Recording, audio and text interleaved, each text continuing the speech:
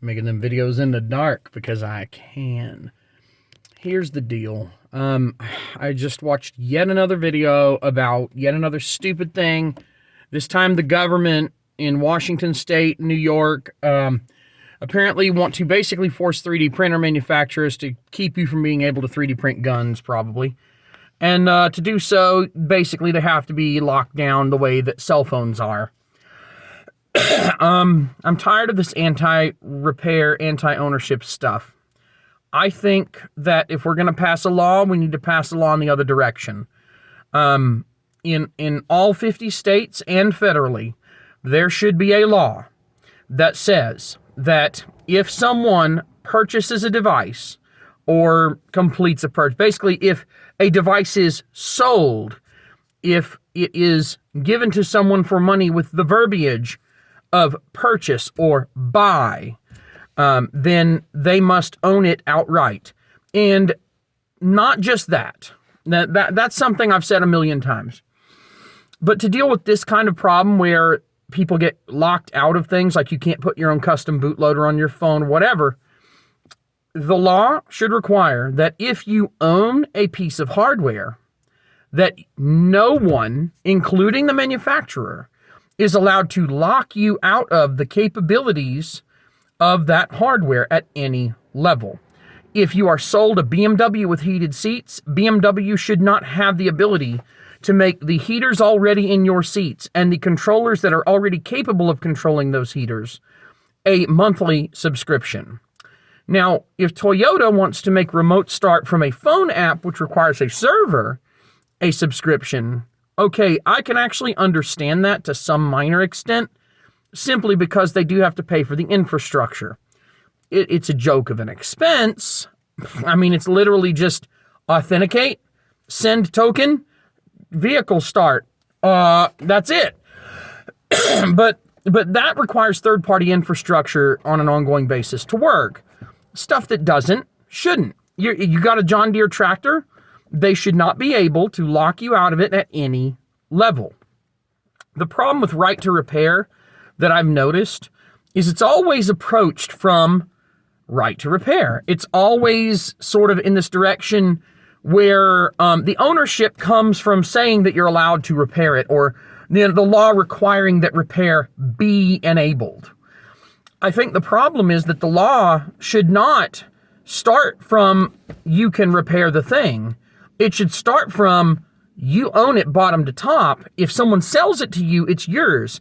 The software on it, no, you don't get a license to it. And if they claim, oh, it's just a license, no, you still own your copy. And in fact, copyright law says that you own your copy. It's called the first sale doctrine. You get the general idea. The law should give you ownership of all hardware and software on a piece of tangible like this, you know. I bought a car. I own the car. I own the software that is required to run the car. I own everything about this car. I should have the access to all things about the car. The law should prevent manufacturers from encrypting the bootloader on the car or locking features out on the car using software methods. Because if I own the hardware and I own the software, I paid for it, it's already sitting there, I should just have access to it and that's the end. You get the idea. But I think that we need to approach it from that direction and not from the repair, but from the ownership, from the ground up. If I own a 3D printer, no one, including the government or the manufacturer, whoever, should be able to tell me what I can and cannot do with it. And the truth is, like with something as trivial to make as a 3D printer, that if they want to do that, I'll just build a rep wrap and tell them to go shove it. But, you know, you get the idea. It's not quite so simple with a car or a tractor. These heavy machines, they require tons of infrastructure to make. But the bottom line is if you purchase something, you must own it. If it's not a purchase, it's a lease, and it must be legally required that it says it's a lease. You're renting the movie. They can't, like Amazon, whatever, you buy a movie on Amazon, they can take it away from you. But, oh, we lost the license to that. Yeah, but bitch, I bought that movie. Well, the problem is that you didn't buy the movie technically it was a lease. If they can take it away, if they can claw it back, it's a lease. And that's another thing.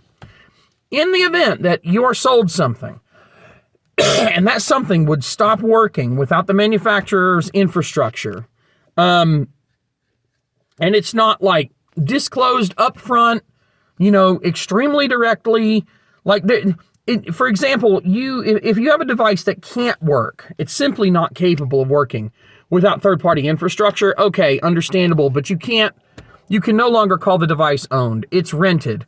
They might still get to keep it after it stops working, but it's useless. So they're still renting it. But something that doesn't require that third-party infrastructure constantly to work shouldn't be rigged to require it just to bypass this. If you have, say, like, for example, Samsung sold me a bunch of IP cameras that required the Samsung service to operate, and when they shut the service down, I could no longer use the cameras.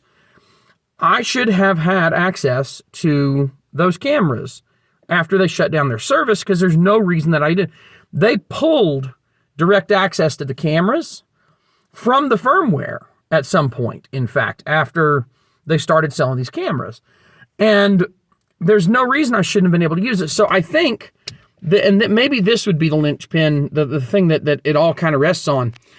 If you lose functionality, or functions are clawed back by the manufacturer, or the loss of the third-party stuff causes non-third-party required stuff to stop working too, I think the manufacturer should be obligated to give you a full original price refund, because they have taken your property away from you.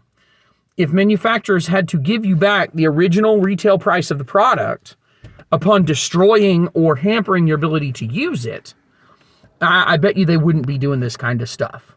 I bet you they'd stay hands off, and all they have to do is not lock you out of your car or your camera or whatever. I would also like the law, whatever law, to cover things like DJI. If you buy a DJI drone or a DJI camera, DJI requires that you register your device. Like, you have to connect the device to Wi-Fi or to an app or something and activate it. Bitch, I need to be able to take that camera or drone, open the box, and just use it. I should not have to rely on being able to get on the internet and use your stupid third-party service one time to turn on the camera. Screw you. If I can't open it up and use it... Anyway, if you've made it this far, there's an idea. I registered the domain a long time ago, and I haven't had the time. There's so much going on right now. There's always so much going on, but I came up with an idea. I call it Wallet Ambush. It'll be a website, and of course, theoretically, at some point, extensions for browsers or an app or whatever. But a database, basically, and this is not the same as Lewis's consumer repair whatever wiki. But basically, let's say I want to go buy a camera.